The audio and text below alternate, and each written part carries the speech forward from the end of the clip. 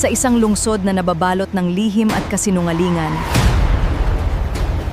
Mula sa mga may gawa nito, Mag-ingat ka sa mga anino sa iyong pananaw. Madaling araw Mayo taong 2001, sa isang liblib na monasteryo sa paanan ng Bundok Makiling, isang madre ang natakbuang walang buhay. Siya si Madre Consuelo, 78 taong gulang, noong kanyang kabataan.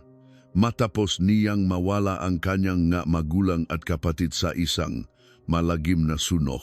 Pumanhik siya sa bundok at inilaan ang halos 50 taon ngang kanyang buhay sa pag-aalaga sa mga matatandang walang pamilya at mga batang naulila. Bawat sentimo ng donasyon ay hindi niya ginamit para sa sarili, isang buhay na walang bahid ng alitan. Nang madaling araw na iyon, hindi tumunog ang kampana para sa panalangin. Si Aling Remedios, ang katiwala at kusinera ng monasteryo sa loob ng mahigit 30 taon, ay nagmamadaling sinubukan buksan ang pinto ng kapilya. Ngunit ito'y mahigpit na nakasara mula sa loob. Matagal ng ugali ng madre na itrangka ang pinto mula sa loob kapag siya ay nag-isa sa pananalangin. Kasama ang ilang kabinataan mula sa baryo, tinanggal nila ang isang tabla sa bintana upang makapasok. Sa pagpasok ni Aling Remedios, tumambad sa kanya ang anyo ni Madre Consuelo, nakasupsop sa sahig na tila ba nagpapakumbaba sa huling 3 pagyukod sa harap ng altar. Ang kanyang makamay ay maayos na magkatabi at sa unang tingin, para lamang siyang nasa gitna ng isang malalim na panalangin. Walang anumang bakas ng sapilitang pagpasok, malinis at maayos ang buong kapilya. Ngunit may isang bagay na kakaiba. Sa insensaryo, isang piraso ng hindi pa naubos na insenso ang naglalabas pang ng manipis na usok. Ang amoy nito ay mabigat, hindi pamilyar at tila mamasa-masa. Sa 30 taong paninilbihan sa tabing madre, paulit-ulit na iginiit ni Aling Remedios sa hepe ng pulisya na ang amoy na iyon ay hindi ang karaniwang insenso na ginagamit ng madre habang buhay. Ngunit walang sinuman ang nakinig sa kanya. Mabilis na isinara ng hepe ng pulisya ang kaso bilang natural na pagkamatay ng isang matandang madre na may dati ng karamdaman. Hindi man lang isinailalim sa isang masusing autopsiya. Ang pagkamatay ng madre ay tinatakan ng salitang natural na pagkamatay. Ang isang pirasong suno na insenso na walang ingat na nahulog sa ilalim ng insensaryo ay hindi man lang naitala sa listahan ng ebidensya at inilagay na lamang sa isang malayong estante. Lumipas ang panahon ng walang pakundangan. Ang mga batang inalagaan ng madre ay isa-isang naksilisan, bitbit ang kanilang mumunting mga gamit paalis ng monasteryo na dinaglaon ay napabayaan at nagsara dahil wala nang pumalit. Ang pangalan ng madre ay naiwan na lamang sa isang maliit na lapida sa bundok. Ang hepe na humawa ng kaso ay nagretiro na at ang doktor na nagsagawaan pa ng pagsusuri ay nalipat na rin sa ibang lugar. Ang kawalang katarungan sa pagkamatayng madre ay tahimik na nalibing sa kalaliman ng Bundok Makiling. 20 taon ang lumipas. Si Aling Remedios, na ngayoy matanda na at nakaratay sa banig ng karamdaman, ay malinaw pa ring naalala ang kakaibang amoy ng insenso sa araw na iyon, kahit na ang kanyang isipan ay unti-unti nang lumalabo. Isang gabi, bago siya pumanaw, tinipon niya ang kanyang huling lakas upang mahigpit na hawakan ang kamay ng kanyang apo. Ang insenso sa ilalim ng insensaryo sa araw na iyon, hindi iyon sa madre. Ang kanyang habilin. Huwak na huwak mo sanang kalimutan. Pagkatapos ng mga salitang iyon, marahan niyang ipinikit ang kanyang mamata. Ang kanyang apo, na ngayon ay isang forensic scientist na, ay nagsumikap na mahanap ang luma at halos itatapon ng kahon ng ebidensya. Matapos ang 20 taon, tinanggal ang selyong papel na puno ng alikabok. Sa loob nito, nakalagay ang isang piraso ng suno na insenso, maingat na nakabalot sa manipis na papel. Ang kalahati sa ibaba nito ay sunog at itim na, habang ang kalahati sa itaas ay nanatili sa kanyang orihinal na kulay, tila hindi nagalaw ng 20 taon. Sa tulong ngang makabagong agham, sa wakas ay may natuklasan sa lubngang 5 piraso ngang insenso, isang bagay na walang sinuman ang nakaalam sa lubnang 20 taon. Ang matumigil na gulong ng kaso ay muling nagsimulang umikot dahan-dahan matapos ang 2 dekada. Sa araw na muling binuksan ng mapulis ang investigasyon, ang taong nagtulak sa Madre sa kanyang kamatayan ay, sa pagkamangha ng lahat, ang mismong taong labis na nagdalamhati at umiyak ng malakas 20 taon na ang nakalilipas. Isang kilalang deboto na dinala pamula sa ospital na may nakakabit na suwero sa braso at sa sahig ay napaluhod sa pagiyak. Siya rin ang debotong bumibisita sa simbahan bawat linggo sa loob ng 20 taon at nag-aalay ng malaking donasyon. Ngunit ang taong ito ay may perpektong alibi na hindi kayang gibayin ni Numan. Sa arawng insidente, may mga tala ng ospital na may pirma ng nurse na nagpapatunay na siya ay naka-confine 20 taon na ang nakalipas. Paanong ang isang taong dapat ay nakahiga sa isang silid ng ospital na malayo ay nagawang patay ng madre sa loob ng isang kapilya na nakatrangka mula sa loob sa paanan ng bundok Makiling? Ano nga ba ang tunay na nangyari sa loob ng nakakandadong kapilya nung madaling araw na iyon, 20 taon na ang nakalipas? Ano ang bakas na naiwan sa 5 piraso ng insenso? At ano ang tunay na kahulugan ng labis na pagtangis na iyon na nakpayak sa buong komunidad? Madaling araw ng isang banal na araw noong Mayo 2001, may manipis na ulap na bumabalot sa maliit na monasteryo sa paanan ng bundok Makiling. Si Aling Remedios, ang katiwala sa loob ng mahigit 30 taon, ay napahinto sa paghahanda ng almusal sa kusina. Sa oras na ito, dapat ay naririnig na ang tunog ng kampana para sa panalangin, ngunit ngayon ay wala. Pinunasan ni Aling Remedios ang kanyang makamay sa kanyang tapis at nagmamadaling lumabas sa patio. Tanging ang mga wind chime na nakasabit sa ilalim ng bubong ng kapilya ang maririnig na humihimig sa hangin. Walang anumang senyales ng tao mula sa loob. Mabilis na lumapit si Aling Remedios sa pintong kapilya at hinila ang hawakan. Mahigpit itong nakasara mula sa loob. Matagal ng ugali ni Madre Consuelo na itrangka ang pinto mula sa loob tuwing madaling araw ng magabanal na araw upang mag-isa sa pananalangin. Dahil pista opisyal noon, hindi ito pinansin ni Aling Remedios sa simula. Ngunit hindi kailanman lumiliban ang Madre sa pagpapatunog ng kampana. Kaya't unti-unting bumigat ang kanyang dibdib. Idinikit niya ang kanyang mukha sa siwang pinto at tinawag ang Madre. Madre, Madre, nariyan po ba kayo? Walang sumagot. Agad na bumaba si Aling Remedios sa bundok at isinama pabalik ang 2 kabataang lalaki mula sa baryo na papunta sana sa kanilang magabukirin. Nang makita ang pag-aalala sa mukha ni Aling Remedios, sumunod sila ng walang tanong. Pumunta silang 3 sa gilid ng kapilya at tumayo sa harap ng isang lumang bintana na may mga kapis. Sa senyas ni Aling Remedios, sinira ng isang binata ang bintana. Mula sa butas, isang kakaibang amoy ng insenso ang lumabas. Ito ay iba sa karaniwang ginagamit ng Madre. Mas mabigat, mas kakaiba at tila mamasa-masa. Pumasok ang mabinata sa bintana. Ilang sandali pa, narinig ang tunog ng trangka na binubuksan at dahan-dahang bumukas ang pinto ng kapilya. Ang mamukha ng binatang lumabas ay putlang-putla na parang papel. Dahan-dahang pumasok si Aling Remedios. Sa gitna ng kapilya, nakasubsob si Madre Consuelo sa sahig na tila nagdarasal sa harap ng altar. Ang kanyang noo ay nakadikit sa sahig at ang kanyang kamay ay maayos na makatabi.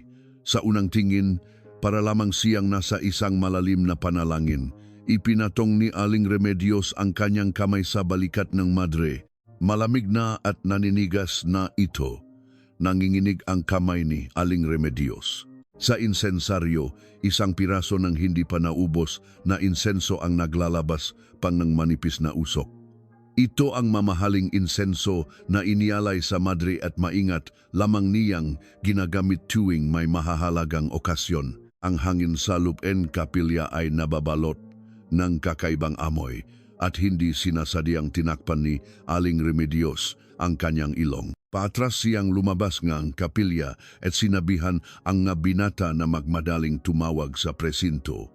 Isang binata ang tumakbo pababa sa bundok. Ang isa naman ay napaupo sa isang sulok ng patio at tinakpan ang kanyang mukha ng kanyang nakamay.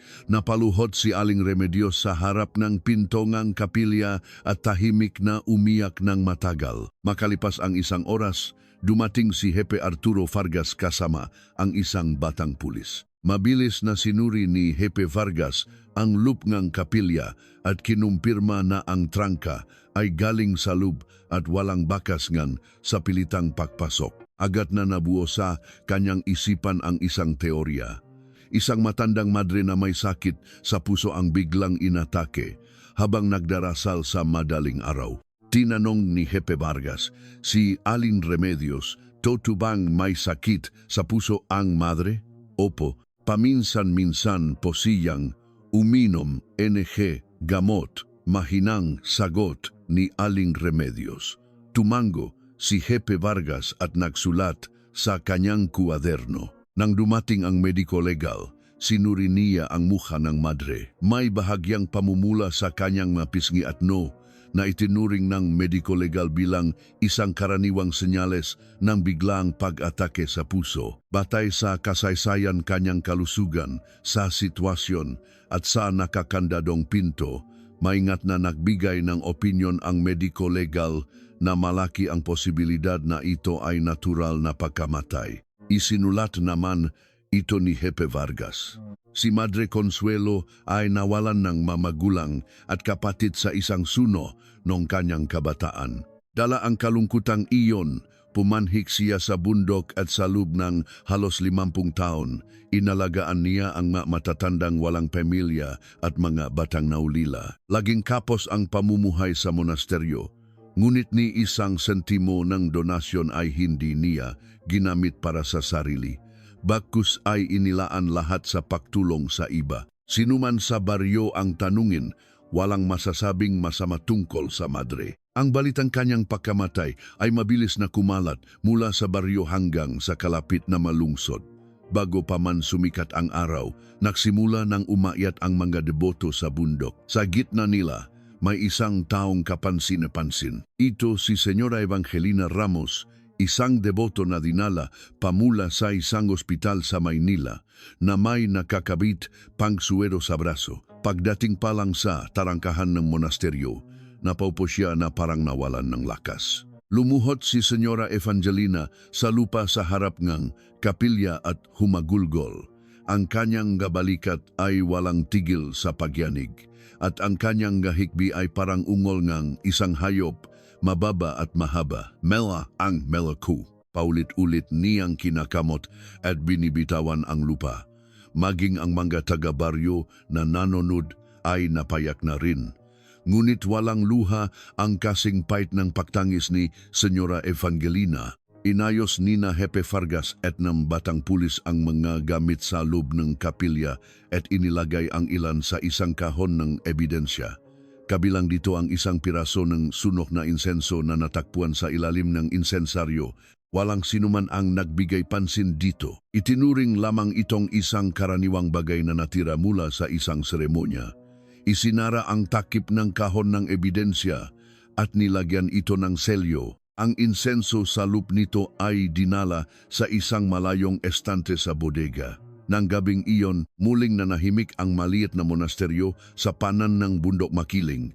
Sa lupa sa harap ng kapilya, malinaw pa ring bakas ang ngatuhot ni Señora Evangelina. 3 araw matapos ang libing ni Madre Consuelo, bahagya pa ring naamoy ang insenso sa maliit na monasteryo.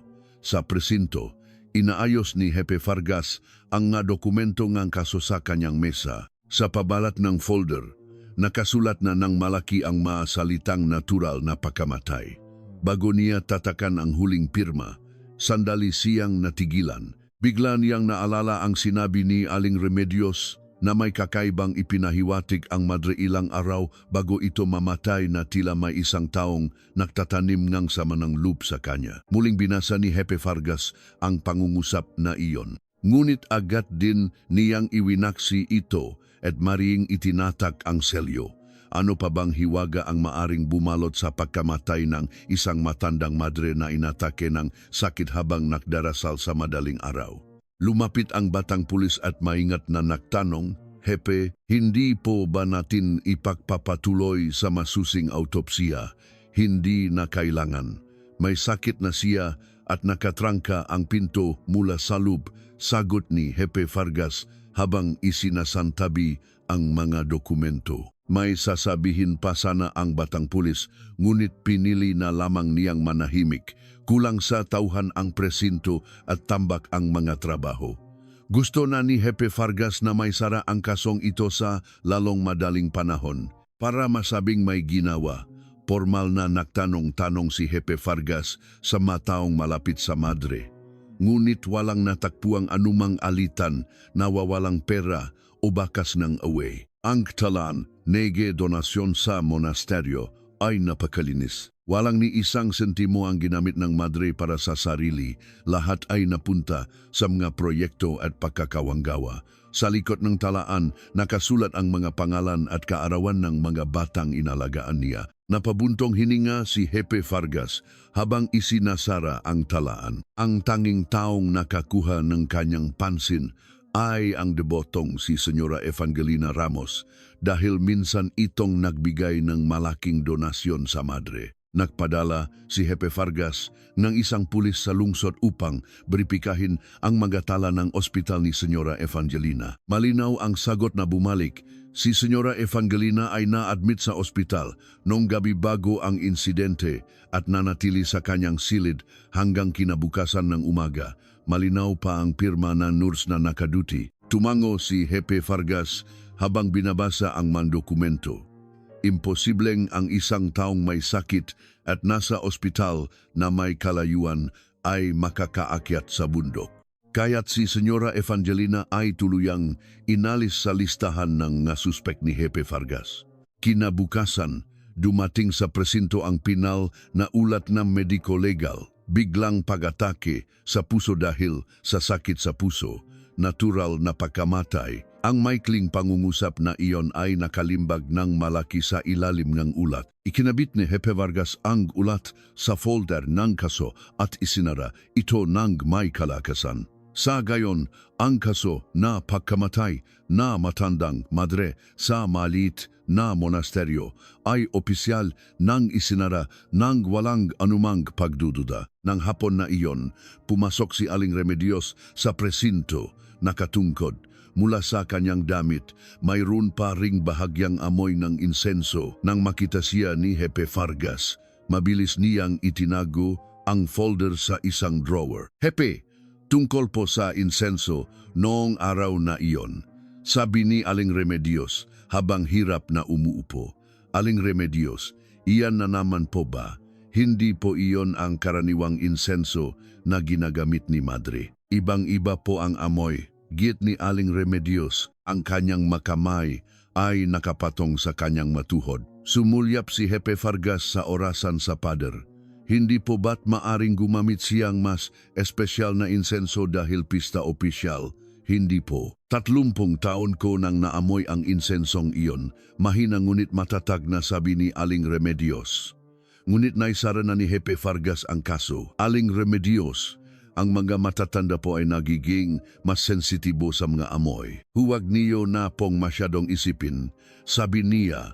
Pinuputol ang usapan. Natahimik sandali si Aling Remedios. Ang kanyang kamay sa ibabaw ng kanyang tuhod ay bahagyang nanginginig. Dahan-dahan siyang tumayo at lumakad patungo sa pinto ng presinto. Bago siya lumabas, lumingon siya at mahinang sinabi, "Hepe, sana po'y huwag ninyong hayaang ganon na lamang ang mangyari kay madre." Hindi sumagot si Hepe Vargas. Umalis si Aling Remedios. Mula nun, hindi na muling nakita ni Hepe Vargas si Aling Remedios. Sa isang madilim na estante sa bodega ng ebidensya, nakalagay ang selyadong kahon. Sa loob nito, isang pirasong sunog na insenso ang nakabalot sa manipis na papel. Hindi man lang ito naitala sa listahan ng ebidensya at tuluyan ng nalimutan. Ang pintong bodega ay isinara at ang susi ay inilagay sa pinakailalim na drawer ni Hepe Vargas. Samantala, sa isang silid sa ospital sa lungsod, tinatanggal na ni Senyora Evangelina ang kanyang suwero. Tapos na ang kanyang pananatili sa ospital, lumapit ang isang nurse upang suriin ang kanyang kalagayan. Maayos na po ba kayo?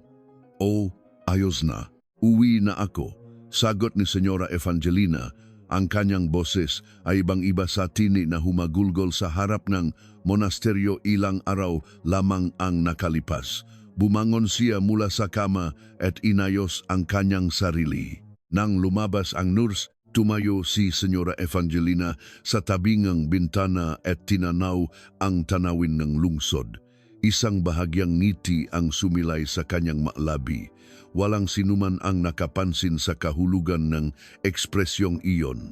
Dinaglaon, bumangon si Senyora Evangelina at bumalik sa kanyang normal na pamumuhay na parang walang nangyari. Sa harap ng mga tao, siya pa rin ang imahe ng isang tapat na deboto na nagluluksa sa pagkawalan ng madre. Paminsan-minsan bumibisita siya sa simbahan, nagsisinding insenso at umiyak. Walang sinuman ang nakaalam kung ano ang nasa likod ng maluhang iyon. Ang maliit na monasteryo sa paanan ng bundok Makiling ay biglang naging tahimik. Ang mabata ay isa-isang nagsialisan at ang usok mula sa kusina ay hindi na muling umakyat. Tanging si Aling Remedios na lamang ang paminsan-minsan ay umakyat sa bundok upang bunutin ang magadamo sa patio.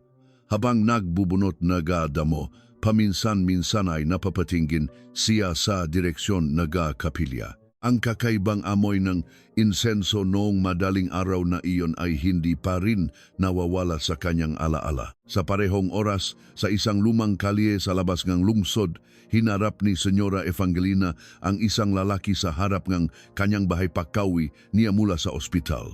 Ang pangalan ng lalaki ay Cardo. Siya ang kanyang tapat na driver at utusan mula pa nung pinapatakbo niya ang kanyang negosyo. Nakasandal siya sa pader sa tabing gate na ninigarilyo. Nang lumapit si Senyora Evangelina, itinapon ni Cardo ang sigarilyo at yumuko. Pumasok ka, maikling sabi ni Senyora Evangelina habang binubuksan ang gate. Dumiretso sila sa isang silid sa loob, hindi sa sala. Ikinandado ni Senyora Evangelina ang pinto. Sa ibabawng mesa, may isang makapal na sobre na nakahanda. Itinulak ito ni Senyora Evangelina patungo kay Cardo. Magaling kung mananatili kang tahimik, makakatanggap kang ganito karami bawat taon. Tinitigan ni Cardo ang sobre, bahagyang nanginig ang kanyang kamay. Ngunit tahimik niyang ibinulsa ang sobre. Senyora, tapos na po ba talaga? Mahinang tanong ni Cardo. Tapos na. Inayos na ang lahat na namatay ang madre dahil sa sakit. Sagot ni Senyora Evangelina, walang bahid ng panginginig sa kanyang boses. Tuminjin si Cardo sa muka ni Senyora Evangelina. Ang mukha ng taong labis na humagulgol sa libing ay tila pag-aari na ngayon ng ibang tao. Maikling tumango si Cardo at lumabas ng silid. Hinintay ni Senyora Evangelina na marinig ang paglabas ni Cardo sa gate bago siya tumayo. Bumalik ang alaala ni Cardo 10 araw na ang nakalipas, isang madaling araw. Nung gabing iyon, nakaparada si Cardo sa likod ng isang ospital sa lungsod, naninigarilyo sa loob ng kanyang lumang van. Malapit ng mag-2 ng umaga ng tahimik na bumukas ang pinto sa likod ng ospital. Lumabas si Senyora Evangelina, nakaswot ng coat sa ibabaw ng kanyang damit pasyente at nakayuko. May dala siyang maliit na kahon na gawa sa kahoy. Binuksan ni Cardo ang pinto ng pasahero. Tahimik na sumakay si Senyora Evangelina. Sa monasteryo, ang tanging sinabi niya bago manahimik. Pinaandar ni Cardo ang sasakyan at umalis sa lungsod. Mahigit 100 kilometro ang layo. Halos walang sasakyan sa highway sa madaling araw. Hinating mailawong van ang maulap na daan. Nakatingin si Senyora Evangelina sa labas ng bintana. Ang kanyang makamay ay mahigpit na nakahawak sa kahon sa kanyang kandungan. Paminsan-minsan, sinusulyapan ni Cardo ang mukha ni Senyora Evangelina sa salamin. Walang anumang emosyon sa kanyang mukha. Dumating ang fan sa paanan, Mundo Makiling pasado, 3:30 ng madaling araw. Ipinak ni Cardo ang sasakyan sa isang madilim na bahagi na daan malayo sa tarangkahan. Maghintay ka rito. 1 oras lang ako, sabi ni Senyora Evangelina. Pagkatapos ay nawala sa madilim na daan, yakap ang kahon. Pinatay ni Cardo ang makina at nanigarilyo sa loob ng sasakyan. Ang kagubatan ay napakatahimik, walang maririnig na anumang tunog ngayop. Ang katahimikang iyon ay tila napakabigat para kay Cardo.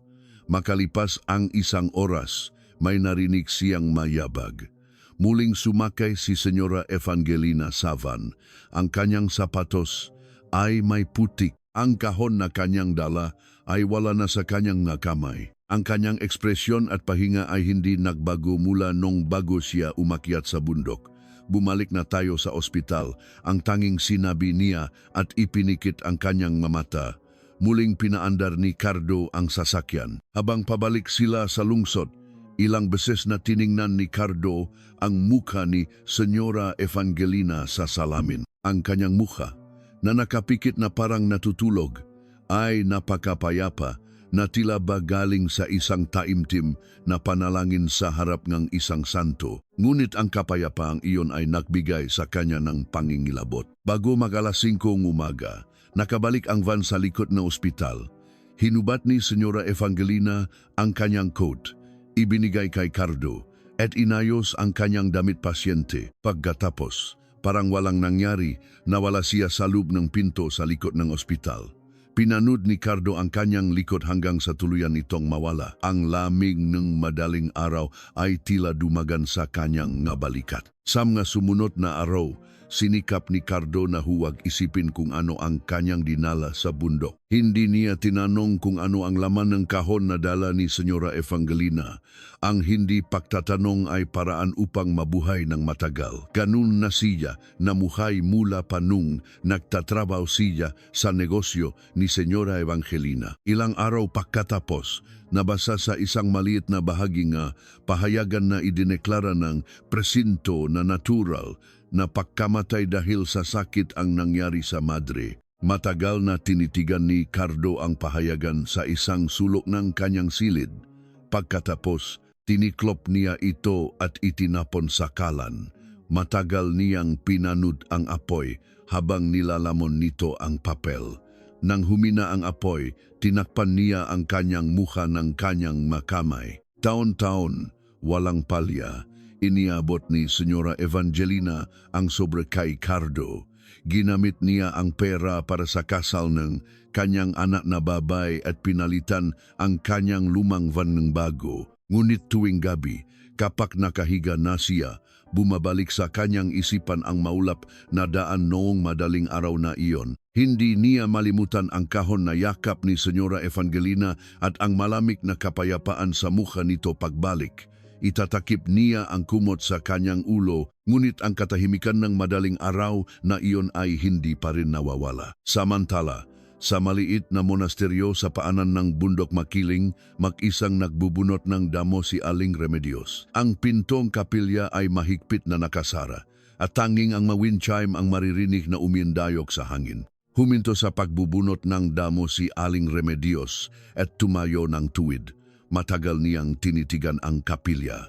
Ang kakaibang amoy ng insenso noong madaling araw na iyon ay hindi pa rin nawawala sa kanyang alaala. Pinunasan niya ang kanyang mga mata gamit ang kanyang tapis at muling yumuko. Sa parehong oras, sa isang gusali ng opisina sa lungsod, nakatayo si Senyora Evangelina hawak ang mga dokumento para sa isang bagong paupahang ari-arian. Nasiyahan siya sa mga dokumento. Pagkatapos ay ipinatong ang kanyang nga braso sa rehas ng rooftop at tinanaw ang lungsod. Isang bahagyang ngiti ang nakapaskil sa kanyang malabi. Dinaglaon, isang malaking kandado ang isinabit sa tarangkahan ng maliit na monasteryo. Pagkatapos mamatay ang madre, wala nang pumalit sa kanya. Ang mga batang inalagaan niya ay isa-isang umalis sa bundok. Ang ilan ay dinala sa isang ampunan sa lungsod, habang ang iba ay ipinadala sa malalayong kamag-anak. Ang kanilang magamit ay kakarampot at simple lamang. Ang pinakabatang bata ay ilang beses na lumingon habang papalabas ng tarangkahan. Sa kanyang kamay, hawak niya ang isang maliit na rosaryo na gawa mismong madre. Mula sa tarangkahan, pinanut ni Aling Remedios ang kanilang malikot hanggang sa mawala sila sa paningin. Ang kanyang tapis ay marahang iwinawagaywe ng hangin. Sa gayon, ang monasteryo ay tuluyang nawalan ng init ng tao at naging isang abandonadong lugar. Si Miguel Reyes, na 12 taong gulang noong pumanaw ang madre, ay dinala sa isang ampunan sa labas ng lungsod. Palagi niyang suot sa kanyang pulso ang isang lumang kahoy na rosaryo na iniwan ng madre. Sa ampunan, madalas siyang tuksuhin ngang ibang mga bata bilang ang batang galing sa simbahan. Hindi pinapansin ni Miguel ang mga panunukso. Kapag natutulog, palagi niyang hinihimas ang rosaryo sa kanyang pulso. Naalala pa niya ang maikling dasal na itinuturo sa kanyang madre na parang isang oyayi. Gabi-gabi, ipinipikit niya ang kanyang mata at inulit ito upang hindi niya makalimutan ang kanyang boses. Lumipas ang panahon at si Miguel ay naging isang 25 taong gulang na binata. Nagtatrabaho siya sa konstruksyon sa umaga at sa isang convenience store sa gabi. Wala siyang ari-arian, ngunit may isang determinasyon na lumalago sa kanyang puso. Balang araw, ilalabas niya ang katotohanan sa likod ng pagkamatay ng madre. Itinago niya ang isang gupit ng balita mula sa araw na namatay ang madre sa isang lumang kuwaderno. Sa maikling artikulo, malinaw na nakasulat ang mga salitang natural na pagkamatay. Tuwing nakikita ni Miguel ang mga salitang iyon, nanginginit ang kanyang lalamunan. Bawat taon, sa anibersaryo ne pagkamatay ne madre, kinakatok niya ang pinto ne istasyon ne pulisya. Hawak-hawak niya ang kanyang lumang kuwaderno. Pakisuri po ulit ang kaso ng aking tagapagturo. Mahina ngunit seryoso niyang sabi. Ang opisyal sa kabilang panig ng bintana ay sumusulyap lamang sa mukha ni Miguel. Binata, matagal nang isinara ang kasong iyan bilang natural na pagkamatay. Hindi po ako binata. 25 na po ako. Kahit na paano pa natin babaliktarin iyan ngayon, umuwi ka na. Sumasagot ang opisyal nang hindi man lang tumitingin. Matagal na nakatayo si Miguel sa harap ng bintana bago tahimik na tumalikod. Sa bawat paglabas niya sa istasyon ng pulisya, lalong yumuyuko ang kanyang magabalikat. Ngunit sa susunod na taon sa anibersaryo, muli siyang tatayo sa harap ng pintong iyon. Samantala, si Jefe Vargas ay nagretiro na. Namuhay siya sa probinsya, nag-aalaga ng kanyang gulayan. Paminsan-minsan, kapag may bumibisitang dating kasamahan, ikinukwento niya ang mga kasong hinawakan niya. Ang kwento tungkol sa madre sa monasteryo ay bihirang lumabas sa kanyang bibig. Paminsan-minsan, naaalala niya ang sinabi ni Aling Remedios tungkol sa kakaibang amoy ng insenso. Sa tuwing nangyayari iyon, iinumin niya ang kanyang baso. Ang doktor na nagsagawang pagsusuri ay nalipat na rin sa isang malaking ospital sa ibang rehiyon. Ang mga taong nakakaalala sa kaso ay unti-unting nababawasan. Ang pangalan ng madre ay naiwan na lamang sa isang maliit na lapida sa paanan ng bundok. Ang daan patungo sa monasteryo ay natakpan ng matataas na damo. Samantala, sa lungsod, naghahanda si Senyora Evangelina para sa isang komportabling pagtanda.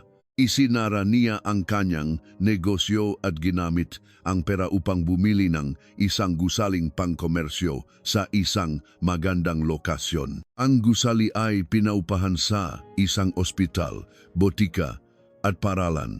Bawat buwan, ang kita mula sa upa ay dumaragdag sa kanyang bank account. Ginamit niya ang pera upang magbigay ng malalaking donasyon sa simbahan bawat linggo. Tuwing nakikita ng madeboto Si Senyora Evangelina na nagsisindi ng insenso sa harap ng altar, lagi nilang sinasabi, bihira ang taong kasing deboto ni Senyora. Tuwing naririnig niya iyon, bahagya siyang namumula at kumakaway. Wala po iyon. Kulang pa nga kung ikukumpara sa kabutihan ng madre. Ang kanyang boses ay laging may bahid ng lungkot.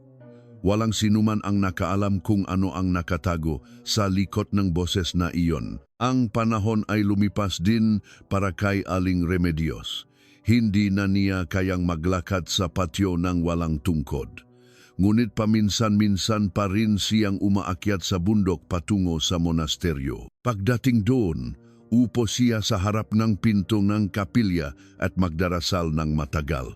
Ang kakaibang amoy ng insenso noong madaling araw na iyon ay hindi pa rin nawawala sa kanyang alaala. Si Aling Remedios ay may isang apo, si Angela de Leon. Isang matalinong bata, si Angela. Ang laging ikinukwento sa kanya ni Aling Remedios ay ang kwento ng isang matandang madre na namatay habang nagdarasal sa isang maliit na monasteryo sa paanan ng Bundok Makiling. Tuwing naririnig ni Angela ang kwento ng kanyang lola, naniningkit ang kanyang mata. Ang bahaging pinakatumimo sa kanyang isipan ay ang tungkol sa kakaibang piraso ng insenso na nahulog sa ilalim ng insensaryo. Nag-aral si Angela sa universidad. Ang pinili niyang kurso ay Forensic Science. Nang marinig ni Aling Remedios ang desisyon ng kanyang apo, matagal siyang hindi nakapagsalita. Hinawakan na lamang niya ang kamay ng kanyang apo. Angela, naalala mo ba ang kwento ko tungkol sa madre? Opo, Lola, yung insenso. Kahit hindi ko na maabutan na malutas iyon, sanay tandaan mo lang. Hinawakan ni Angela ang kamay ng kanyang lola gamit ang dalawang kamay. Ang kanyang mga mata ay may bahagyang luha. Lumipas ang panahon at si Aling Remedios ay naratay na sa sakit. Ang kanyang isipan ay lumalabo na, ngunit ang alaala ng amoy nung araw na iyon ay nananatiling malinaw. Bawat gabi, binibisita ni Angela ang kanyang lola at hinahawakan ang kanyang kamay. Isang gabi, tinipon ni Aling Remedios ang kanyang huling lakas at mahigpit na hinawakan ang kamay ni Angela. Angela, ang insenso sa ilalim ng insensaryo, hindi iyon sa madre. Lola, magpahinga na po kayo. Angela, huwag mong kalimutan. Iyon ang huling hiling ko. Ang boses ni Aling Remedios ay unti-unting humihina. Pagkatapos ng mga salitang iyon, marahan niyang ipinikit ang kanyang nga mata. Matagal na hindi binitiwan ni Angela ang kamay ng kanyang lola. Sa labas ng bintana, malabo ang mailaw ng lungsod. Pinunasan ni Angela ang kanyang maluha at bahagyang tumango. Ang huling hiling ng kanyang lola ay malalim na tumimo sa kanyang puso. Lumipas ang 20 taon. Si Angela ay isa ng batang mananaliksik sa National Bureau of Investigation. Sa kanyang drawer may isang lumang kwaderno. Sa unang pahina nito, nakasulat sa sariling sulat kamay ni Angela ang huling habilin ni Aling Remedios. Bawat umaga, pagdating sa trabaho, binubuklat niya sandali ang kwaderno bago ito isara muli. Sa loob ng 20 taon, hindi mabilang na beses niyang binasa ang napangungusap na iyon. Isang gabi, matapos ang trabaho, pumunta si Angela sa bodega ng mga lumang kaso. Sa isang sulok ng isang lumang bodega ng pulisya, nakatambak ang makahon ng makasong isinara 20 taon na ang nakalipas. Kumunot ang noong opisyal nang marinig ang layunin ng pagbisita ni Angela. Malapit nang itapon ang makahon na ito. Ano po ang hinahanap ninyo?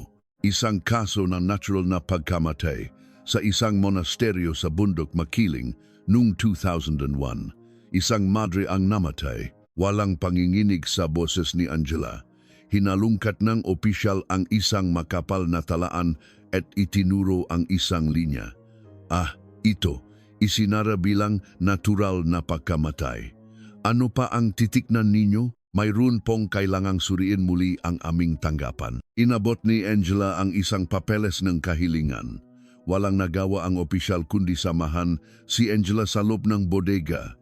Mabigat ang amoy ng lumang papel sa hangin. Binuksan ni Angela ang kanyang flashlight at isa-isang sinuri ang nga etiketa sa mga kahon. Sa pinakamalayo at pinakailalim na estante, huminto ang kamay ni Angela. Ang malabong numero na kaso sa selyong papel na puno na alikabok ay tumugma sa numerong inahanap niya. Maingat niyang kinuha ang kahon at dinala sa laboratorio. Gamit ang guwantes, tinanggal niya ang selyong papel at sa unang pagkakataon sa loob ng 20 taon, nabuksan ang takip ng kahon. Sa loob nito, nakalagay ang ilang mga gamit mula sa kapilya nung madaling araw na iyon. Agad na napunta ang tingin ni Angela sa isang maliit na bagay na nakabalot sa manipis na papel. Dahan-dahan niyang inalis ang balot. Sa loob nito, naroon ang piraso ng sunoh na insenso, selyado sa loob ng 20 taon. Ang kalahati sa ibaba nito ay sunok at itim na, habang ang kalahati sa itaas ay nanatili sa orihinal na kulay. Huminga ng malalim si Angela. Ang insensong pinanghawakan ng kanyang lola hanggang sa huli ay nasa kanyang kamay na. Inilagay ni Angela ang insenso sa ilalim ng isang analyzer. Ilang araw ang lumipas bago lumabas ang resulta. Bahagyang nanginginig ang mga kamay ni Angela habang hawak ang papel ng resulta. Isang maliit na bakas ng isang nakalalasong kemikal na hindi kailanman matatakpuan sa ordinaryong insenso ang maingat na inihalo sa formula. Ang kemikal na iyon, kapag sinunok ng matagal sa isang saradong espasyo, ay dahan-dahang kumakalat sa hangin at tahimik na nagpapatigil sa pusong isang tao. Ang tanging panlabas na bakas ay isang bahagyang pamumula sa mukha. Matagal na nakaupo si Angela, hawak ang papel ng resulta. Sa wakas, pagkatapos ng 20 taon, nabunyag ang misteryo sa likod ng kakaibang amoy na iginiit ng kanyang lola. Agad na sinimulan ni Angela ang susunod na pagsusuri. Ang kanyang pinaktunan ng pansinayang dulo ng insenso na hindi nasuno, ang bahaging hinawakan ng isang tao nang ilagay ito sa insensaryo. Gamit ang masalang mga kagamitan, maingat niyang kinuha ang isang sample mula sa bahaging iyon. Mula sa napakaliit na selula na imposible sanang masuri 20 taon na ang nakalipas, nakuha ng makabagong kagamitan ang isang buong impormasyon ng DNA. Ipinikit ni Angela ang kanyang nga mata habang hawak ang resulta. Ang huling hiling ng kanyang lola ay hindi nauwi sa wala. Kinabukasan, dumiretso si Angela sa tanggapan ng cold cases. Sa loob, isang detective ang nakaupo sa gitna ng mga tambak na papeles, umiinom ng kape. Ang pangalan niya ay Oscar Santos. Puti na ang kanyang buhok, ngunit matalas pa rin ang kanyang nga mata. Inilatak ni Angela ang 2 papel ng resulta sa mesa ni Detective Santos. Kailangan nating buksan muli ang kaso ng pagkamatay ng madre sa monasteryo sa Bundok Makiling 20 taon na ang nakalipas. Sinulyapan ni Detective Santos ang dokumento at natigilan. Ang kanyang mata ay nanatili sa isang linya sa papel ng resulta.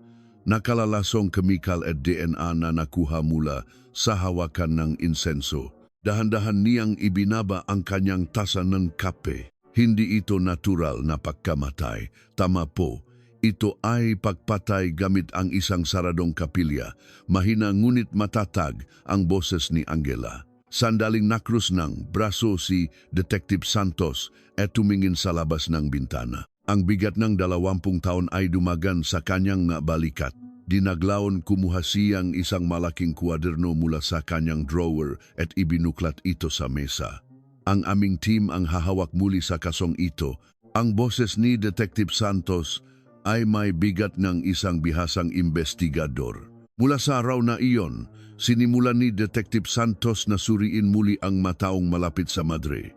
Isang taong may sapat na kaalaman upang maghalo ng lason at may pagkakataong makalapit sa insensaryo ng madre. Ang kondisyong ito ay naglimita sa mga posibleng suspek. Sa mga lumang dokumentong kaso, ginuhitan ni Detective Santos ng pula ang isang pangalan, ang babaeng inalis sa listahan ng masuspek 20 taon na ang nakalipas dahil siya ay naka-confine sa ospital. ang debotong nagbigay ng malaking donasyon ngunit labis na nagdalamhati si Senyora Evangelina Ramos. Agad na nagsimulang hanapin ni Detective Santos ang nga dating deboto. Hawak ang isang lumang listahan, nilibot niya ang lungsod. Sa gitna ngam nga nakalat at matatanda ng deboto, isang dating madalas na bumibisita sa simbahan ang maingat na nagsalita. Si Senyora Evangelina at si Madre ay nagawe ng malaki sa patyo ilang panahon bago namatay ang Madre. Tungkol saan po ang kanilang pinagawayan? Tungkol daw sa pera. May sismis na binabawi niya ang perang idinonate niya nun. Maingat na isinulat ni Detective Santos ang testimonya sa kanyang kuwaderno.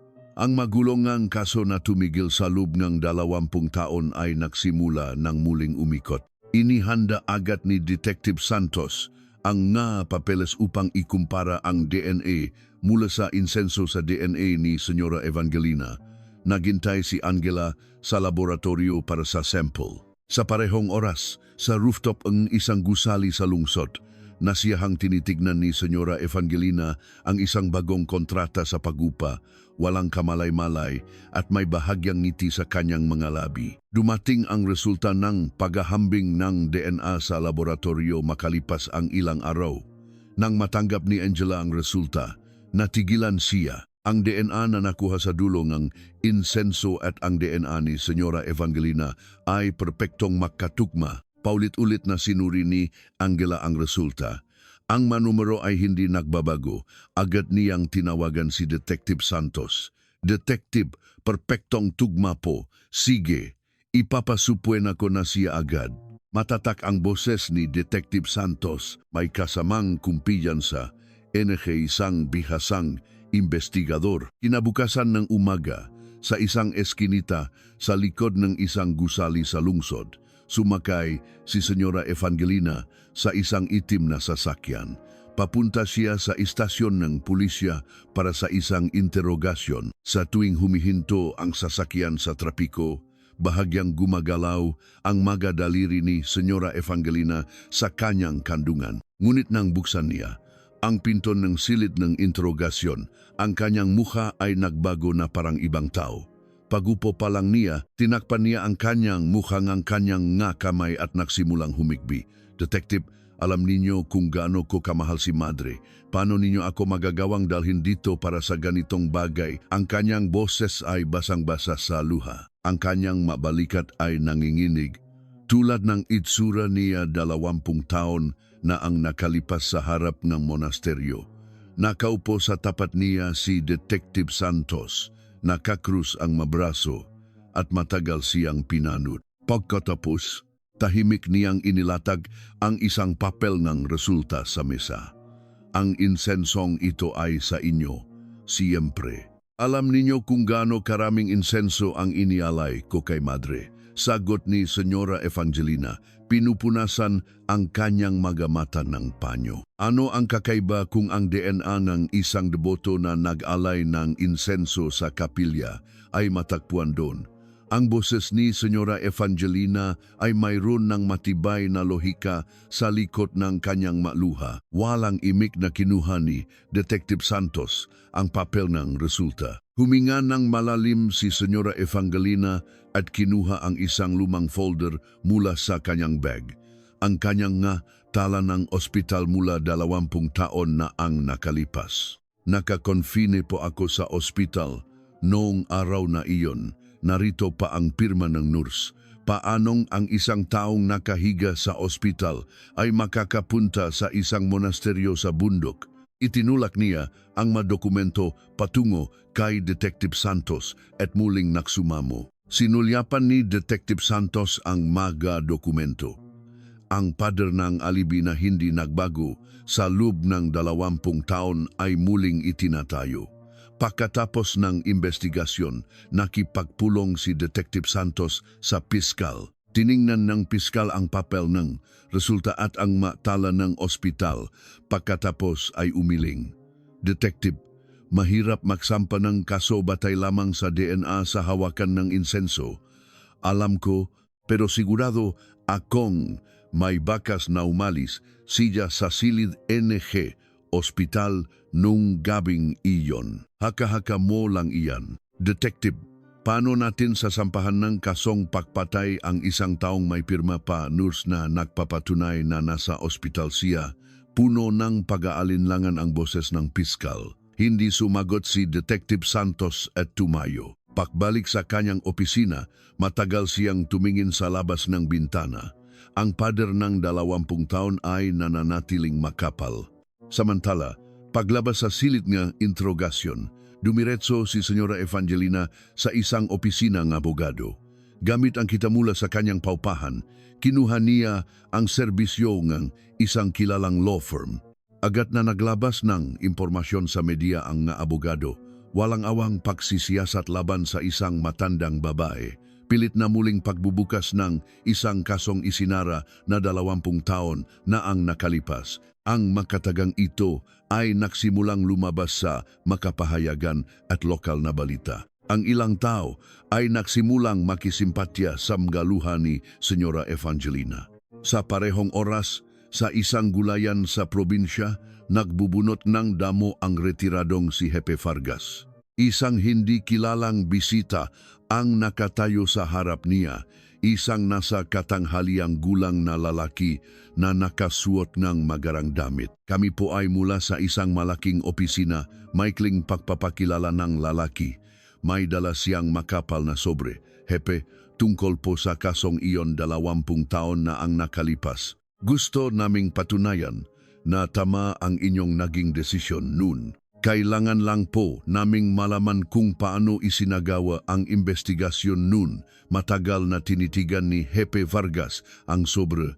Pagkatapos, pinunasan niya ang kanyang makamay sa kanyang tapis at tumingala sa langit.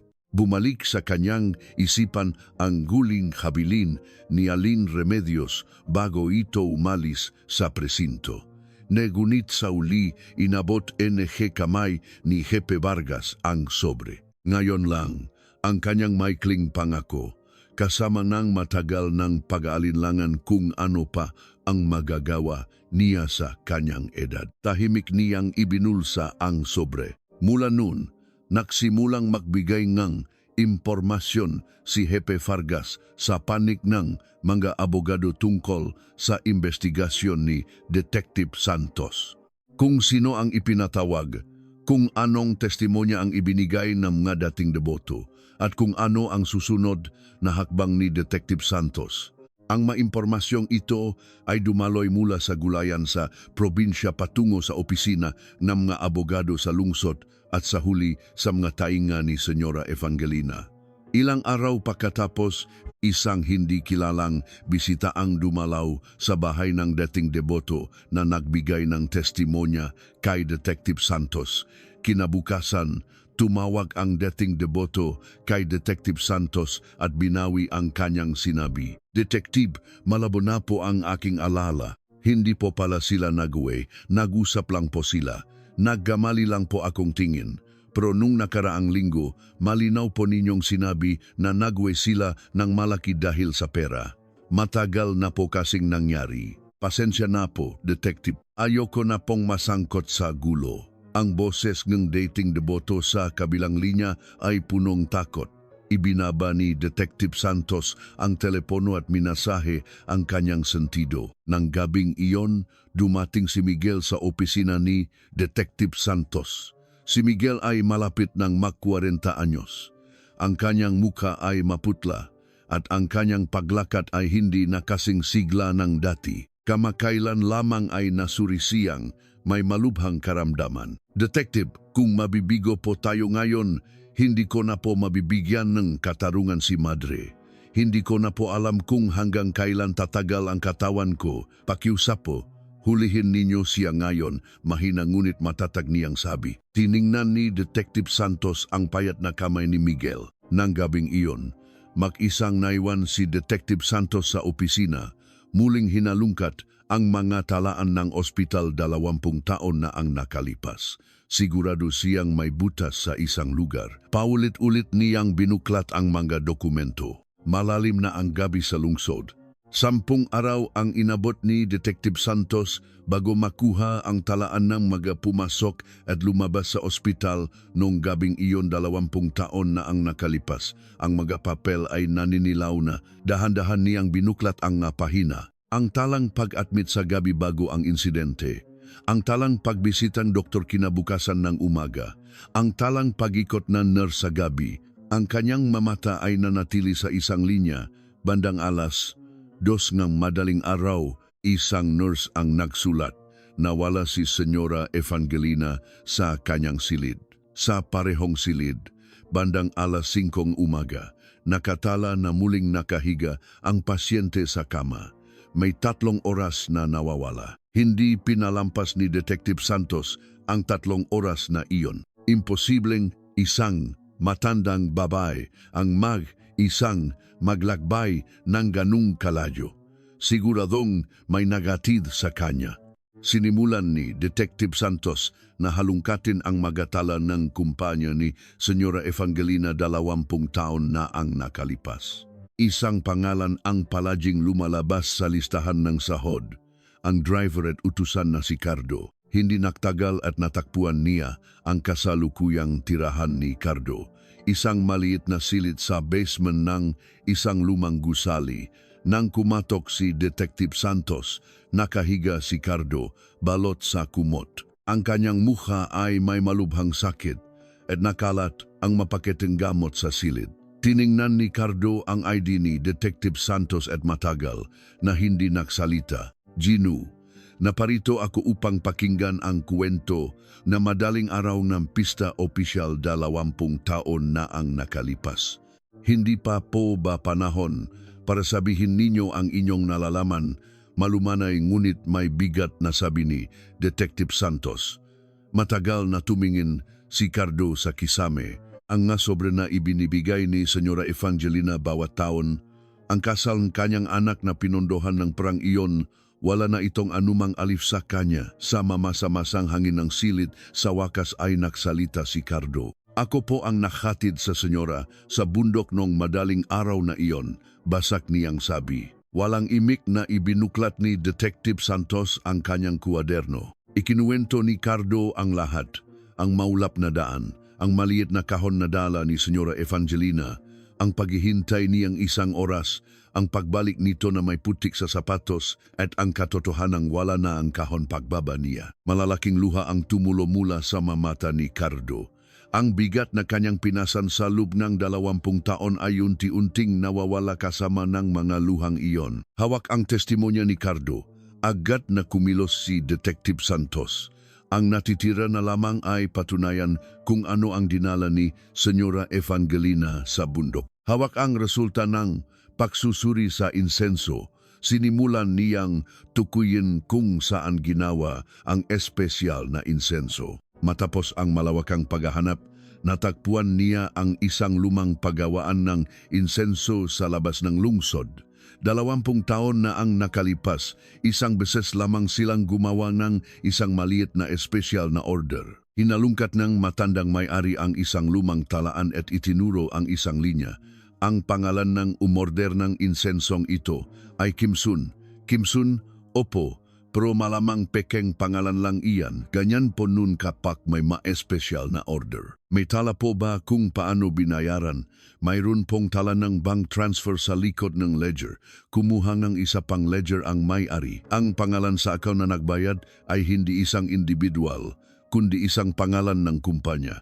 Isinulat ni Detective Santos ang pangalan sa kanyang kuwaderno.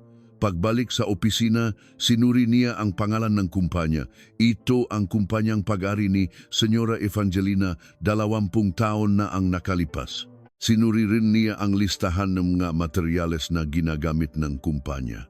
Ang hilaw na materyales para sa nakalalasong kemikal na inihalo sa insenso ay kasama sa listahan ng inventaryo ng kumpanya. Ang bakas na 20 taon na nakatago sa likod ng mga pekeng pangalan ay isa-isang lumitaw. Ang 3 oras na pagkawala sa ospital, ang testimonya ng utusan, ang pinakmulan ng espesyal na insenso, ang koneksyon sa nakalalasong materyales at ang DNA sa hawakan ng insenso. Ang pader ng alibi na tila perpekto sa loob ng 20 taon ay nagsimulang gumuho.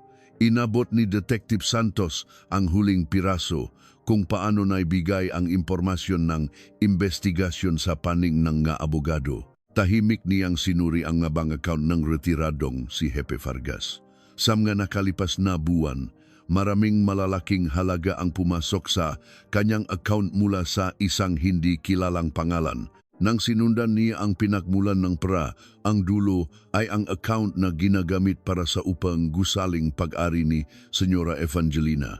Ipinrin niya ang mga tala at ikinabit sa folder ng kaso. Nang hapong iyon, dinala si Hepe Vargas mula sa kanyang gulayan para sa isang investigasyon. Ang kanyang likod ay tila mas lalong nakayuko. Sa muling paghaharap sa silid ng interogasyon, muling tinakpan ni Senyora Evangelina ang kanyang mukha ng kanyang makamay, handa ng umiyak. Ngunit sa pagkakataong ito, hindi isang papel ng resulta ang inilatak ni Detective Santos, kundi isang makapal na folder ng mga dokumento.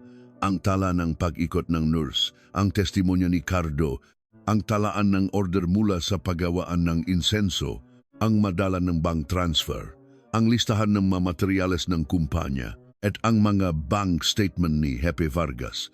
Habang binabasa ni Senyora Evangelina ang mga dokumento, unti-unting natuyo ang kanyang mga luha. Senyora, nasaan po kayo sa loob ng 3 oras na nawala kayo sa inyong silid sa ospital? Si Ginoong Cardo ay umamin na po. Naghintay raw po siya ng 1 oras sa paanan ng bundok. Ang account na nagbayad para sa insensong ito ay ang account ng inyong kumpanya. Ang nakalalasong kemikal na inihalo dito ay nasa listahan din ng inyong mga materyales. Nagsimulang manginig ang makamay ni Senyora Evangelina. Inilatak ni Detective Santos ang huling dokumento, ang bank statement ni Hepe Vargas. Ang perang pumasok sa account ni Hepe Vargas ay galing sa inyong paupahan. Ano pa po ang itatanggi ninyo? Ang mukha ni Senyora Evangelina ay ang mukhang isang taong natanggalan ng maskara na kanyang isinuot sa loob ng 20 taon. Ilang sandali pa, bumaksak ang kanyang nga balikat. Yumuko siya sa mesa at nagsimulang humagulgol. Ang iyak na ito ay ibang-iba sa pagtangis na kanyang ipinakita 20 taon na ang nakalipas. Ito ang hubat na iyak ng isang taong nawalan ng maskara. Para ko iyon. Ako ang nagdonate ng perang iyon. Kaya para ko iyon, basag niyang sigaw. Inamin niya ang lahat, ang pahingi ng pera mula kay madre ng malugi ang kanyang negosyo at ang pagtanggi nito, kung paano naging matinding galit ang kanyang pananampalataya, kung paano niya pinlano ang pagpatay sa isang banal na araw, at kung paano niya tinawagan si Cardo noong madaling araw na iyon. Ang pinakamalalim na pananampalataya na naging pinakamalubhang put ang katotohanan ng 20 taon ay sa wakas ay nabunyag sa ilalim ng magailaw ng silid ng interogasyon. Tahimik na isinulat ni Detective Santos ang kanyang pag-amin sa labas. Papalubok na ang araw. Sa araw ng unang paglilitis kay Senyora Evangelina, madilim ang langit. Sa harap ng korte, may ilang mga sasakyan ng media ang nakahimpil. Ang kaso mula sa maliit na monasteryo 20 taon na ang nakalipas ay muling naging usap-usapan. Ang silid ng korte ay puno na bago pa man magsimula. Ang ilan sa mga batang inalagaan ng madre na ngayon ay manasa hustong gulang na ay makakasamang nakaupo sa isang hilera. Sa gitna nila ay si Miguel. Hawak niya ang kanyang lumang kahoy na rosaryo habang nakatingin sa hukom. Ang kanyang mukha ay maputla pa rin, ngunit matatag ang kanyang nga mata. Sa tabi niya ay tahimik na nakaupo si Angela. Sa kanyang kandungan, naroon ang lumang kwaderno ng kanyang lola. Maraming paglilitis ang naganap. Sa paningang gasaksi, umupo si Cardo. Ang kanyang katawan ay payat na. Mahina niyang isinalaysay ang tungkol sa maulap na madaling araw 20 taon na ang nakalipas at ang likod ni Senyora Evangelina na papasok sa kagubatan dala ang isang kahon. Sunod na tumayo si Angela. Kalmado niyang ipinaliwanag ang tungkol sa DNA na nakuha sa hawakan ng insenso at ang nakalalasong kemikal na inihalo dito. Mabigat ang hangin sa korte. Si Senyora Evangelina ay nanatiling nakayuko sa buong paglilitis.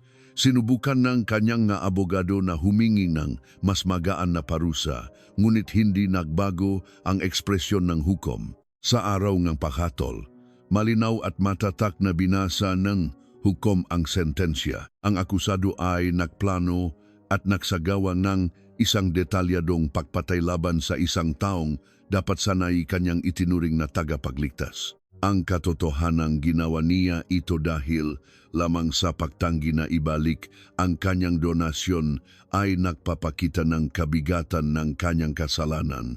Dahil dito, ang akusado ay hinahatulan ng habambuhay na pagkabilanggo. Ang tanong ng gawal ay umaling-aungaw sa korte. Nayanig ang magabalikat ni Senyora Evangelina. Ang taong humagulgol sa lupa 20 taon na ang nakalipas ay umiyak na naman ngayon, ngunit sa upuan ng akusado. Parehong panginginig ng balikat, ngunit ibang-iba ang kahulugan ng ngaluha. Ang labis na pagtangis na nagpayak sa buong komunidad 20 taon na ang nakalipas ay nabunyag bilang isang perpektong pagkukunwari. Sa ibang korte, nakatayo si Hepe Vargas sa upuan ng akusado. Ang nga kasong kapabayaan sa investigasyon at paglalabas ng impormasyon ay nakalista sa tabi ng kanyang pangalan. Matagal niyang tinitigan ang hukom ng walang anumang sinasabing depensa. Ang kanyang likod ay tila mas lalong nakayuko. Sa sandaling ibinaba ang hatol, bumalik sa kanyang isipan ang likod ni Aling Remedios na umaalis sa presinto. Dala ang kanyang huling habilin. Tahimik na ipinikit ni Hepe Vargas ang kanyang nga mata. Sa sandaling ibinaba ang hatol, tahimik na umiyak si Miguel sa kanyang upuan. Ang lahat nege taon na kinatok niya, ang pinto nege istasyon nege pulisya, ang lahat negabi na bumalik siya nabigo, lahat ay bumuhos kasama nege kanyang magaluha. Sa tabi niya, ipinatong ni Angela ang kanyang kamay sa lumang kwaderno sa kanyang kandungan. Ang huling habilin kanyang lola ay sa wakas ay natupad na. Isang bahagyang luha rin ang namuo sa kanyang nga mata. Paglabas sa korte, sumandal si Detective Santos sa isang bintana sa pasilyo. Ang isang piraso ng insenso na halos malimutan na sa isang madilim na estante ay sa wakas ay nagbukas ng pinto sa katotohanan. Matagal niyang tinitigan ang lungsod sa labas bago tahimik na isinara ang kanyang lumang kwaderno. Isang tuldok ang tahimik na inilagay sa kanyang mahabang paglalakbay bilang isang detective. Ilang araw pagkatapos, bumalik si Miguel sa abandonadong monasteryo. Ang daan ay puno ng matataas na damo.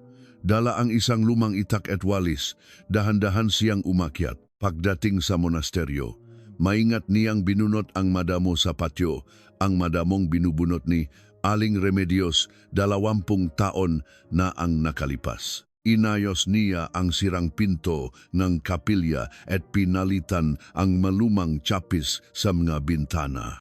Sa loob ng kapilya, sa gitnang alikabok, naroon ang lapidang madre. Maingat niyang pinunasan ang insensaryo sa harap nito. Kumuha siya ng isang piraso ng insenso mula sa kanyang bulsa.